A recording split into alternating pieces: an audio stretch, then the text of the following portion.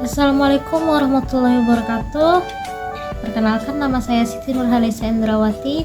Saya dari Prodi Pendidikan Bahasa Arab 1, NIM 2311203002.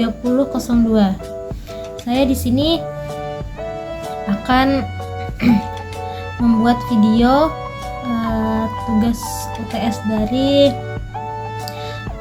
Pak Habib Anwar Al-Ansori, yaitu mata kuliah Filsafat Pendidikan Islam. Oke, langsung saja kepada pertanyaan yang pertama, yaitu berfilsafat termasuk dalam berpikir, namun tidak semua orang yang berpikir itu termasuk berfilsafat. Beri narasi penjelasan pernyataan di atas. Berfilsafat termasuk dalam berpikir, namun tidak semua orang yang berpikir itu termasuk berfilsafat, karena berfilsafat memerlukan kecenderungan untuk memikirkan aspek-aspek mendasar tentang kehidupan dan kenyataan, sementara banyak orang yang mungkin berpikir sehari-hari tanpa mendalami pertanyaan filosofis. Berfilsafat juga seringkali melibatkan keterlibatan dengan karya-karya filosofis, sejarah pemikiran filosofis, dan metode-metode analisis yang telah terbentuk selama ribuan tahun.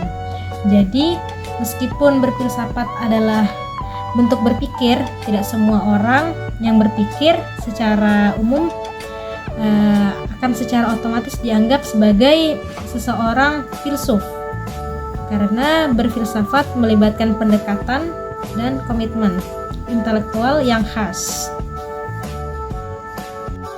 Selanjutnya, pertanyaan kedua, yaitu bagaimana manfaat dan tujuan belajar filsafat pendidikan Islam bagi guru? Jelaskan.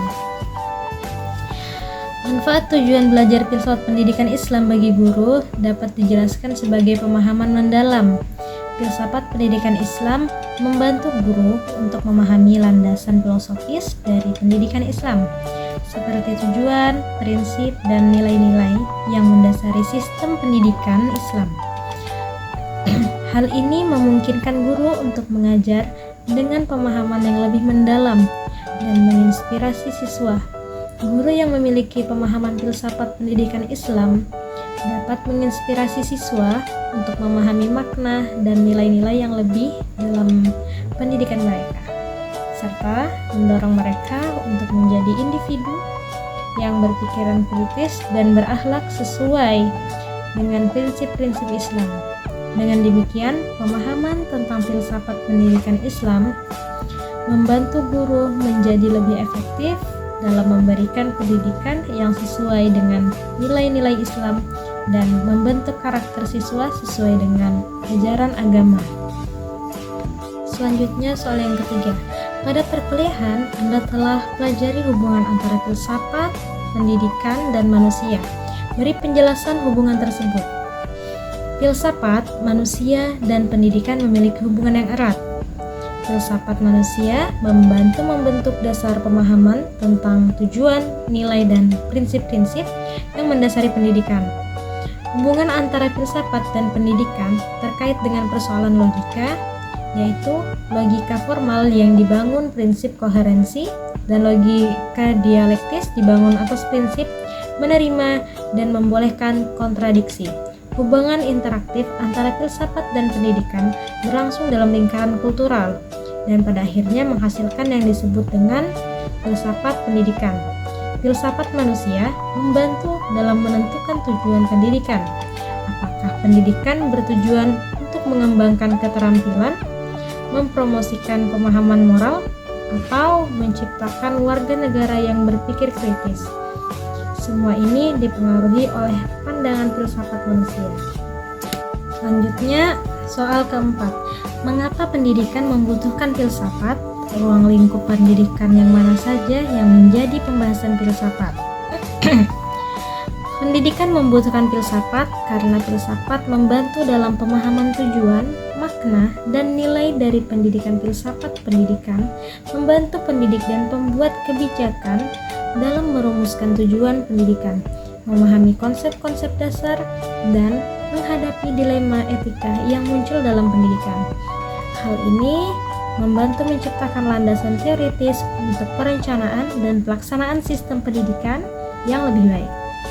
Pola dan sistem berpikir filosofis yang demikian dilaksanakan dalam ruang lingkup yang menyangkut bidang-bidang sebagai berikut. Yang pertama, kosmologi, yaitu suatu pemikiran dalam permasalahan yang berhubungan dengan alam semesta, ruang dan waktu, kenyataan hidup manusia sebagai makhluk ciptaan Tuhan, serta proses kejadian-kejadian dan perkembangan hidup manusia di alam nyata, dan sebagainya. Yang kedua, ada ontologi, yaitu suatu pemikiran tentang asal-usul kejadian alam semesta, dari mana dan arah mana proses kejadiannya. Pemikiran ontologis akhirnya akan menentukan suatu kekuatan yang menciptakan alam semesta ini. Apakah pencipta itu satu zat, monisme, ataukah dua zat, dualisme, atau banyak zat, pluralisme. Selanjutnya, pertanyaan yang kelima. Deskripsikan perbedaan aliran filsafat pendidikan berikut ini: aliran progresivisme, aliran esensialisme, aliran perennialisme, aliran rekonstruksialisme. Perbedaan antara 4 aliran filsafat pendidikan yang Anda sebutkan. Yang pertama ada progresivisme. Aliran ini menekankan pentingnya pengalaman, eksperimen, dan pembelajaran aktif dalam pendidikan.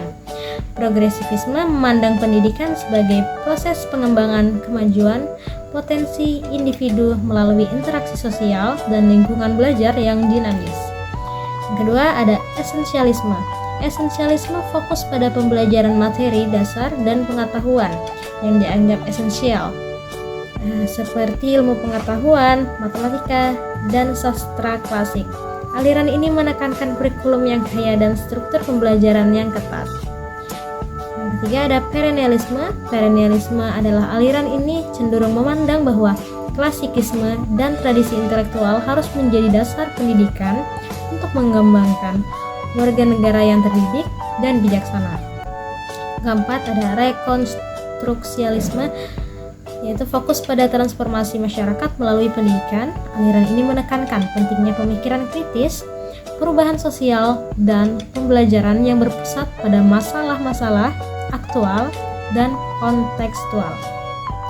Masing-masing aliran filsafat pendidikan ini memiliki pendekatan yang berbeda terhadap tujuan dan metode pendidikan, serta pandangan tentang apa yang seharusnya diajarkan kepada generasi muda